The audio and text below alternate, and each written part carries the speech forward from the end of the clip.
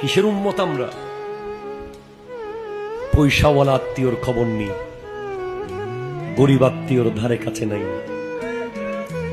গরিব আত্মীয়কে দাওয়াত পর্যন্ত দিই না আমরা। আমাদের কমিউনিটি সেন্টার তৈরি হয়েছে পয়সাওয়ালাদের জন্য। আগে বিয়েগুলো হতো গ্রামে, বাড়ির উঠানে, ঠিক কিনা? কথা জোরে বলেন। গরিব দুঃখী লুঙ্গি পরে বিয়ে খেতে পারত, ইস্ত্রি করা জামা পরে আসতে হতো না। বিয়ে খাবে, কত আনন্দ, গামছা গলায় দিয়ে লুঙ্গি পরে।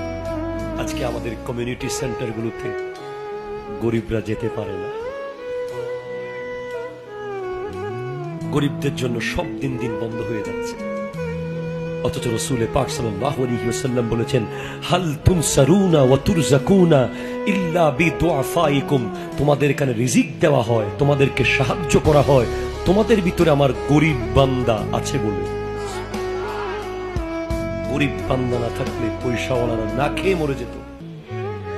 এই গরিবদের ওসিলায় আল্লাহ আসমান থেকে রিজিক দেয় আর সাহায্য করে।